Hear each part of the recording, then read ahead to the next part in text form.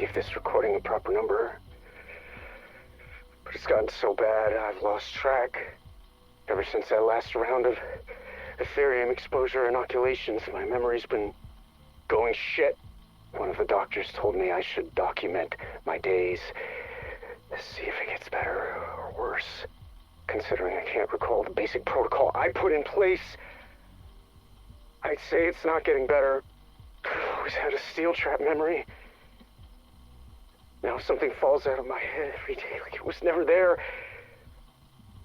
It's fucking scary. Most recently, the damn lock code of Nathan's containment unit's been slipping my mind. Poor fucking kid. Fuck this place. And fuck her. I got a reminder system for all 3 digits. I see them every day on my normal rounds, so it shouldn't raise suspicion. We've got tons of dangerous shit in here. If I crack up, I'm done. Worse people are gonna get hurt. I can't sleep. I'm scared. I'm gonna wake up and not know who the hell I am. I need my transfer request approved now. Being here is like putting my brain in a paper shredder. Dr. Armudi, Terminus Island personal log.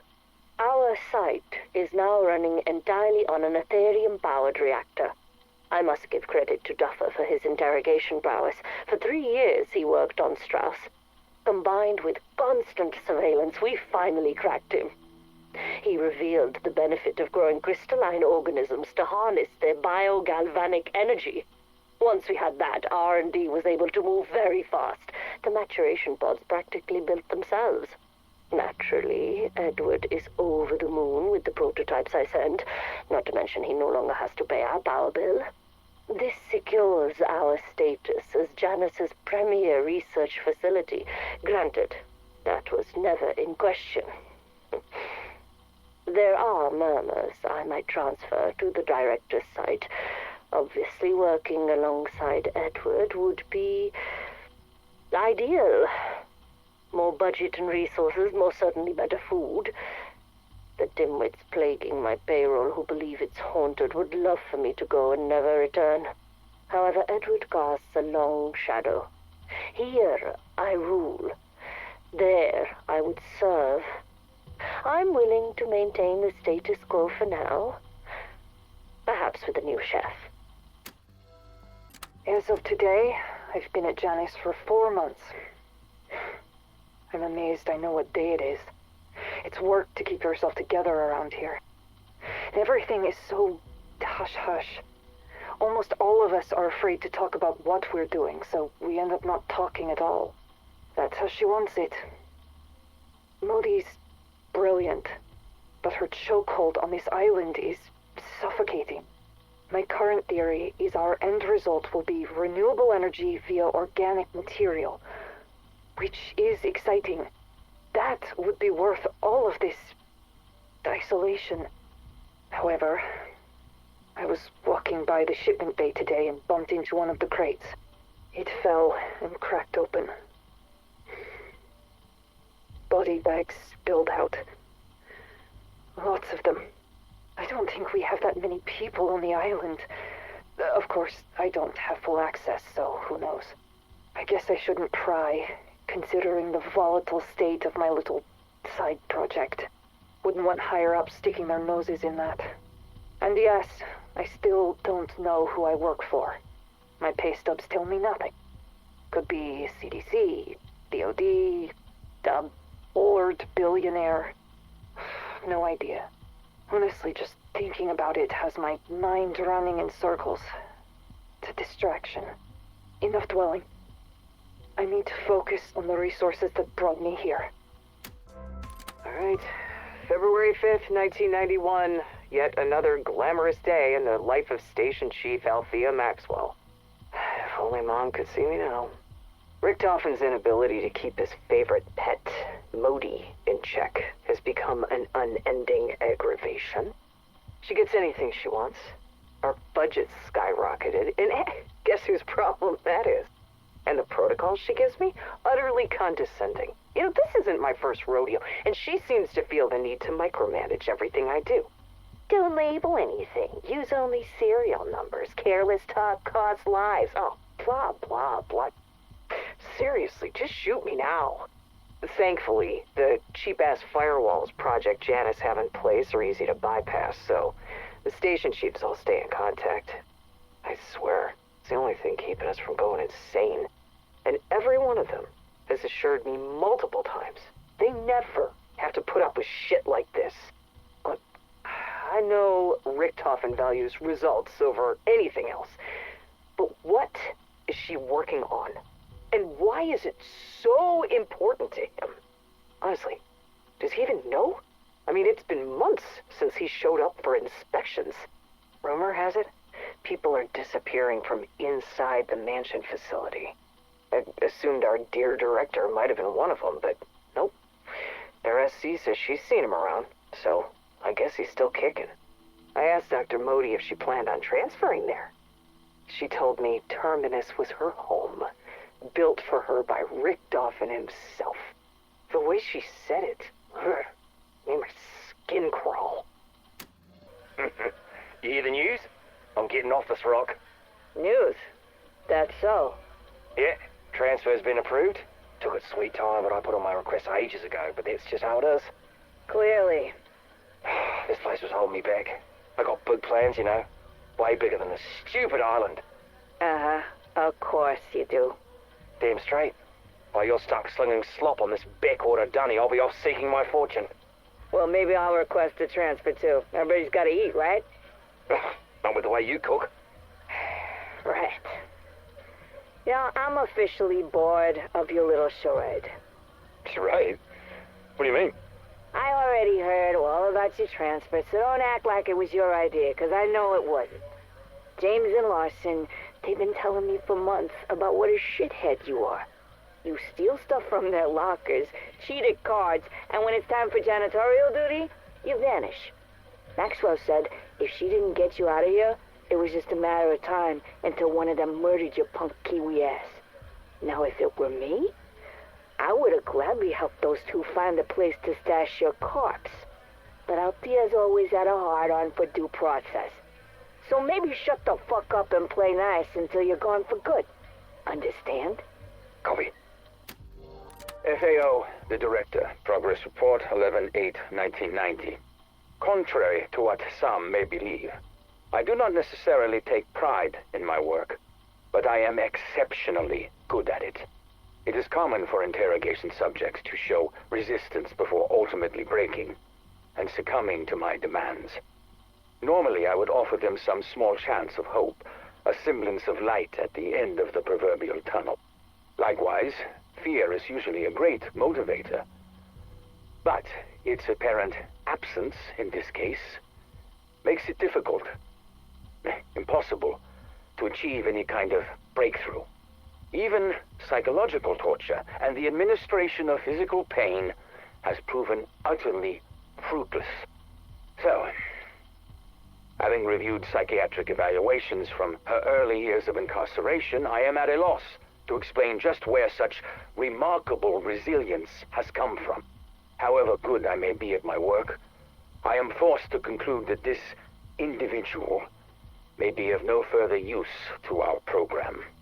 Were it up to me, I would recommend that Miss Gray be terminated, or at the very least marked for biological experimentation. Regrettably, it is not up to me. October 16th, 1989. Station Chief Althea Maxwell reporting. Inmate fatalities are not uncommon, especially during prolonged periods of interrogation, but this one stands out. I guess it's natural for subjects to attempt to comfort each other. I mean, seriously, cry me a fucking river, right? This one was in the last batch supplied by Franco, so, I mean, who knows what the hell they went through before we got our hands on them. Alright, cause of death, cardiac arrest. It's weird. That's surprising, because there weren't any pre-existing conditions that we knew of. Personally, I have a feeling that this subject's death was actually a direct result of simply hearing mention of a name. Dr. Modi. I think it'd be wise to keep a close eye and ear on exactly what information these subjects have been sharing since their arrival. Okay, Gary Parker, surveyor, July 12th, 1984. Preliminary site assessment and analysis for Terminus Island. Hard copy will be in the 1800 telex. Well, location. Far enough from heavily traveled shipping lines to manage visitors. Close enough to blend in. Ideal location. The place is unique. Not going to be a destination resort or bustling deepwater commercial port, that's for sure. So, how do we get it up and running? Well, here's the punch list. The main structure is a fortress, reinforced concrete poured in 1942, an average thickness of 3.5 feet throughout. That's the good. The bad is it's covered in this festering mold-like moss that smells like a cadaver's ass.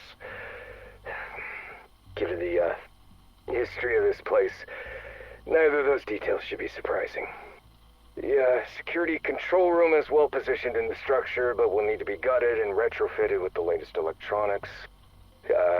Locks, cameras, and lighting all on the long-term holding cells, interrogation rooms, living quarters, mine shafts, more on those, will all need to be replaced with updated technology.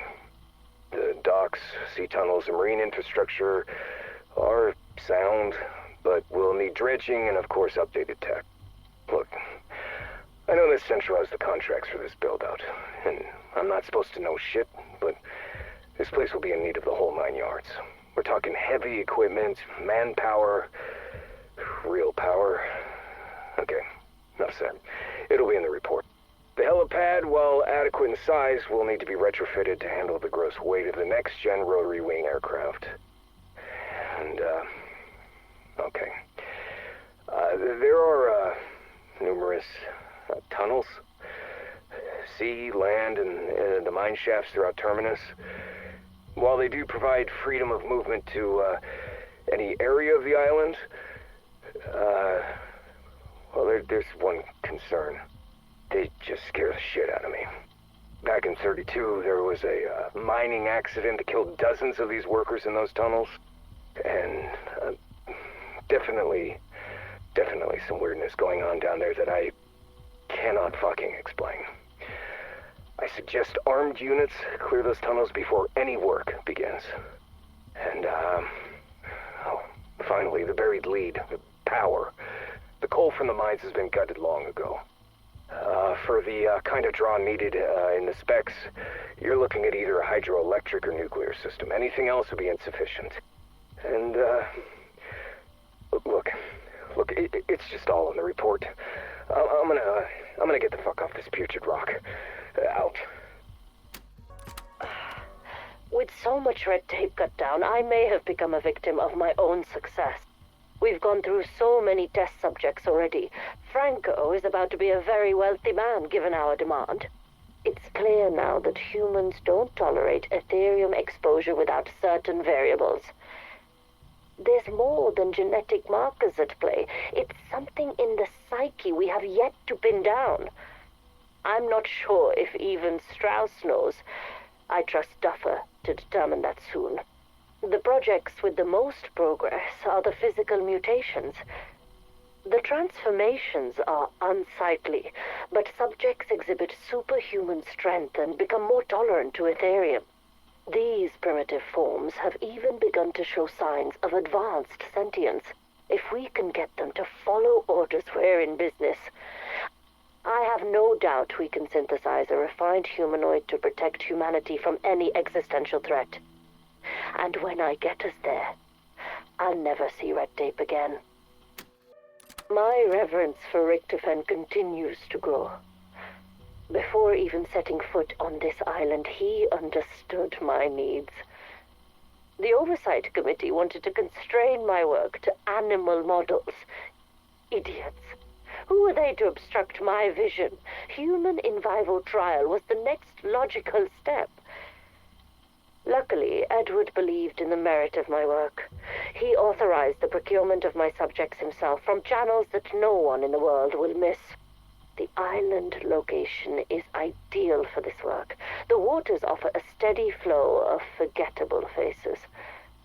He circumvented any moral concerns by reminding them what we would be denying the world by not doing so. It was masterful.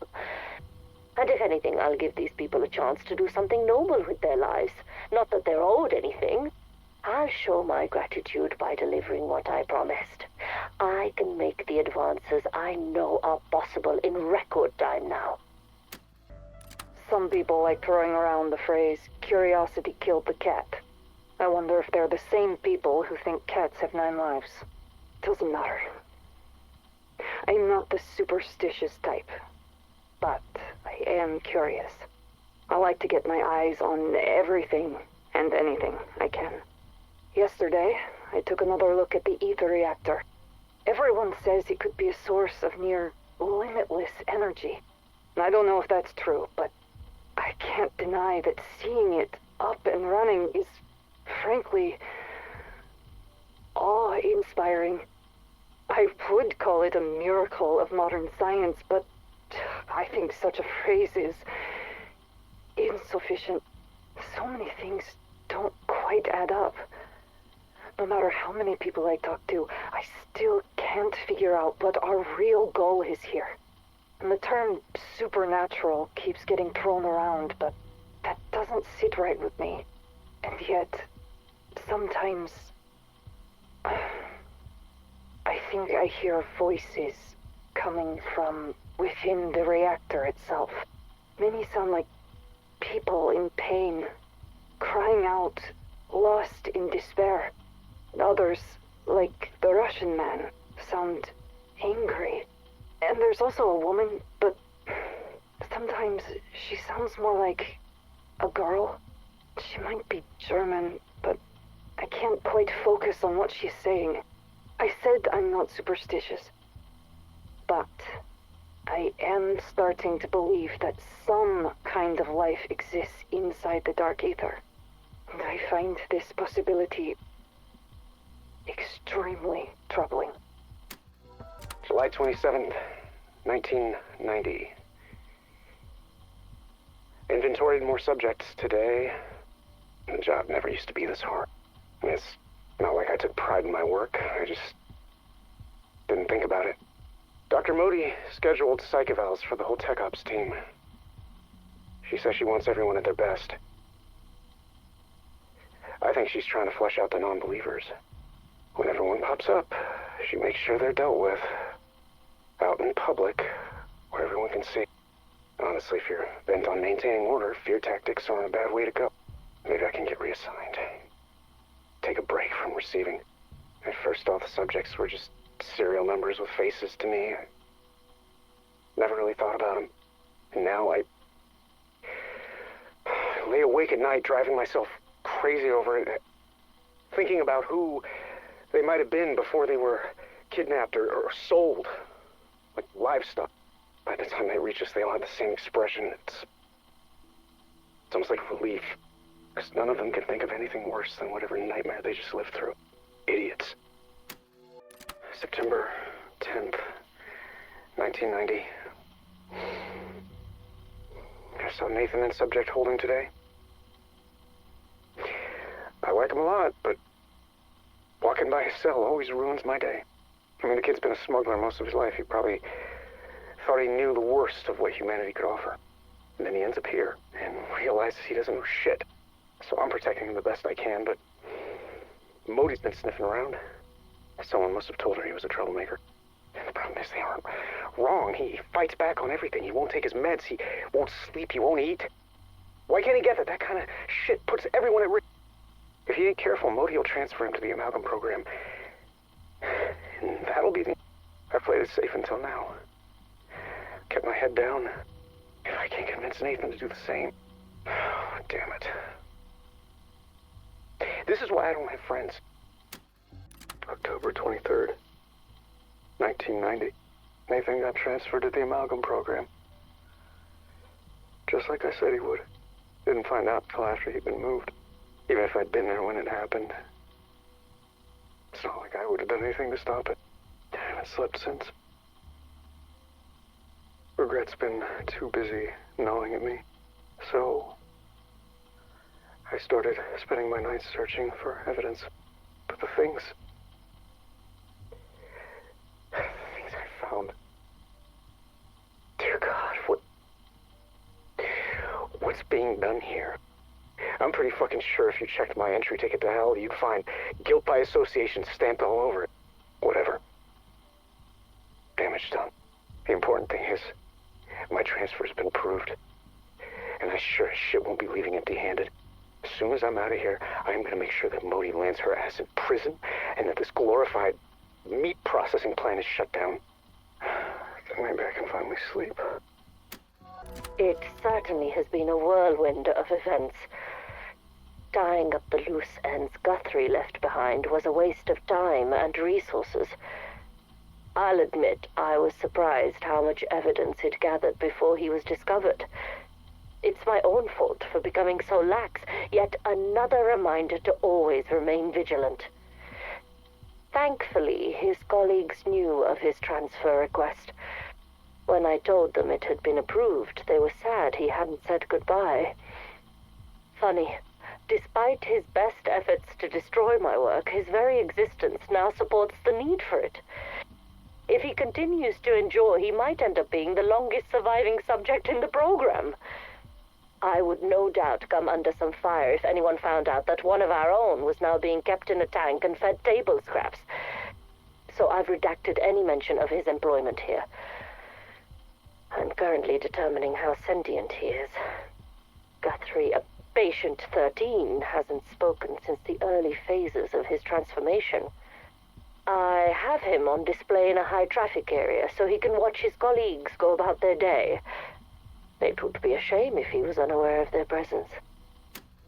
And to conclude our island tour, we have your atrium lab. So, what do you think? It's an ideal space. Very Spartan at the moment. I assume the regulatory parties have not made their pass yet. Once they've made their structural safety recommendations, I will, of course... Dr. Modi, I would never waste your valuable time with such trivial matters. This is your island. I trust you to make it your own. Now, energy and weapons will pacify the backers, but I chose this with your biological experiments in mind. That part of my portfolio is considered controversial. Many have called it torture. We are a rare breed, my dear doctor. You and I both know the price of true progress. It is that work which brought you to me. I will not allow you to be shackled by idealistic bureaucrats. In return, I expect you to deliver by any means necessary. That won't be a problem. Ah, good. Then we understand each other. Welcome to your new home.